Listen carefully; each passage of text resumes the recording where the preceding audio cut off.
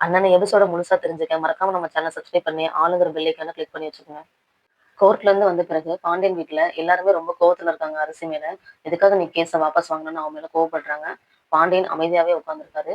சரவணன், அப்பா என்னப்பா அரசு இப்படி பண்ணியிருக்கா, நீங்க எதுவும் கேட்காம இருக்கீங்கன்னு சொல்லிட்டு சரவணன் கோவப்படுறான். அதுக்கு பாண்டியன், விடுடா, இது அரசியோட பிரச்சனை, அவளோட முடிவுதான் சரியான முடிவுன்னு சொல்றாரு. அதுக்கு அரசி, ஆனா இல்லண்ணா, எனக்கு அவன் மேல எந்த பாசமும் கிடையாது. ஆனா அவன் பண்ண தப்பால நாளைக்கு அத்தை, அம்மாச்சி எல்லாருமே வந்து அழுதழுது அவனே நினைச்சு தன் வாழ்க்கைய வந்து முடிச்சுக்குவாங்க. அதனால தானே நான் கேஸ வாபஸ் வாங்கிட்டேன், என்ன மன்னிச்சிருங்கண்ணான்னு சொல்லிட்டு அரசி அழுவுறா. இவங்க எல்லாரும் இப்படி மாத்தி மாத்தி திட்டிட்டு இருக்கும்போது ராஜுக்கு மட்டும் மனசுக்குள்ள ஒரு சந்தோஷம். ஆனா ராஜா அதை வெளிக்காமிச்சுக்காம அவளும் அமைதியா நிக்கிறா.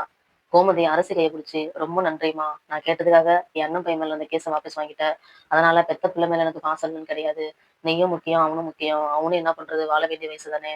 நான் என்ன பண்றது, நீயே சொல்லு அப்படின்னு சொல்லிட்டு அரசி கையை பிடிச்சி கோமதி அழுவுறா. குமார் அரசி காலில் விழுந்ததை அங்க இருந்து எல்லாரும் வீடியோ எடுத்து அதை நெட்ல போட்டதுனால நியூஸ் வரைக்கும் வந்துருச்சு. அந்த நியூஸை பார்த்துட்டு சதீஷ்க்கு திரும்பவும் அரசியை கல்யாணம் பண்ணணும்னு ஆசை வருது. சதீஷ் தான் அம்மா கிட்ட சொல்றான். அதுக்கு அவங்க அம்மா, நீ சொல்றது எப்படிடா சாத்தியமாகும், நம்ம தான் ஏற்கனவே கல்யாண காசு 10 லட்சமும் அவங்கள்ட்ட சண்டை போட்டு வாங்கிட்டோமே, திரும்ப போனா அவங்க நம்மள என்ன நினைப்பாங்க, அதெல்லாம் ஒண்ணு வேணாம்னு சொல்லிட்டு சதீஷோட அம்மா சொல்றா. சதீஷ் பிடிவாதமா, இல்லம்மா எனக்கு அரசு தான் வேணும்னு சொல்றா. சரி, இன்னைக்கு நைட்டு படுத்து தூங்கு, நாளை காலையில அவங்க அப்பாட்ட பேசிட்டு என்னன்னு போயிட்டு பாண்டியன் வீட்டுல பேசலான்னு சதீஷோட அம்மா சதீஷ்க்கு ஆறுன்னு சொல்லிட்டு நைட்டு அவனை தூங்க சொல்றா. அடுத்த நாள் காலையில பாண்டியன் வீட்டுல எல்லாரும் உட்காந்து சந்தோஷமா பேசிட்டு இருக்காங்க. அப்ப திடீர்னு சதீஷோட அம்மா அப்பா சதீஷ் கூட அங்க வராங்க. அப்ப எல்லாத்துக்கும் ஆச்சரியமா இருந்தது.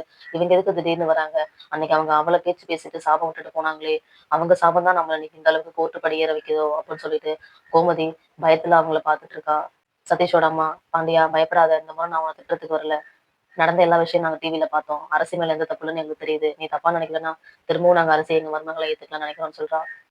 அதுக்கு வீட்டுல இருக்கவங்க எல்லாரும் கோவப்படுறாங்க. மீனா, ராஜும், அன்னைக்கு 10 லட்சம் ரூபாய்க்காக அவளை பேச்சு பேசுனீங்க, இன்னைக்கு திரும்பவும் வந்து எந்த முகத்தை வச்சுட்டு எங்க வீட்டு பொண்ணை கேட்க வந்திருக்கீங்க, எங்களுக்கு இதுல விருப்பம் கிடையாதுன்னு மீனா சொல்லிடுறா. ராஜுவும் அதையே சொல்லிடுறா. வீட்டுல இருக்க யாருமே ஒத்துக்கல. பாண்டியன் அமைதியாவே இருக்காரு. இது என் பொண்ணோட வாழ்க்கை, அரசு என்ன முடிவு சொல்றாலோ அதை தான் நாங்களும் சொல்லுவோம். நீங்க வெயிட் பண்ணுங்க, நான் அரசு கிட்ட கேட்டு சொல்றேன்னு பாண்டியன் சொல்றாரு. ஆனா அரசி மனசுல குமரவேல் திருந்திட்டாரா இல்லையா சந்தேகம் போயிட்டு இருக்கு. குமரவேல் திருந்திட்டா நம்ம அவனையே கல்யாணம் பண்ணிட்டு இந்த குடும்பத்தை நம்ம ஒண்ணு சேர்த்துன்னு தான் நினைக்கிறா. அம்மாவும் அம்மாச்சி ரொம்ப சந்தோஷமா இருக்காங்கன்னு அரசு நினைக்கிறா. இப்ப அரசி குமரவேலை தேர்ந்தெடுப்பாளா சதீஷை தேர்ந்தெடுப்பாளான்னு வெயிட் பண்ணி உங்க கூட சேர்ந்து நானும் பார்க்கணும்.